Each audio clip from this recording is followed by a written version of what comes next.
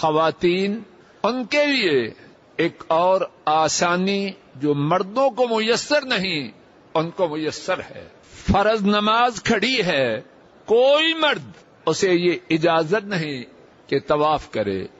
مرد طواف کرے فرض نماز کے وقت اس کا طواف نہیں ہے. وہ سنتیں پڑھے، نفل پڑھیں، ان کی کوئی حیثیت نہیں.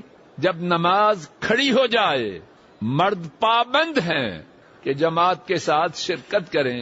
خواتین ان کے لیے اجازت ہے، چاہیں تو جماعت کے ساتھ شرکت کریں، چاہیں تو طواف کرویں. ہے آسانی کہ نہیں؟ کمزوروں کا خیال ہے.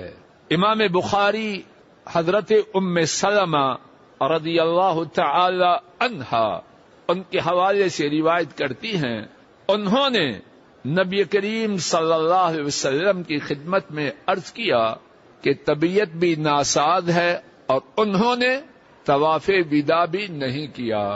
نبی کریم صلی اللہ علیہ وسلم نے ان سے فرمایا اذا اقیمت صلاۃ الصبح فطوفی علی بعیرک والناس یصلون ففعلت ذلک.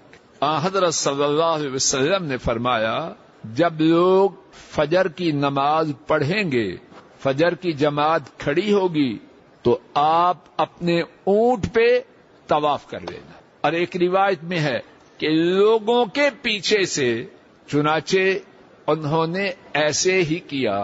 آج کے حالات میں الحمدللہ وہاں دوسری تیسری منزل موجود ہے، تو جہاں خاتون اگر چاہے کہ نماز فرض کھڑی ہے، چاہے نماز فرض میں شریک ہو جائے اور چاہے اس وقت طواف کے کچھ چکر لگا لے کہ شاید اس وقت رش میں کچھ کمی ہو، البتہ چکر بڑا ہوگا.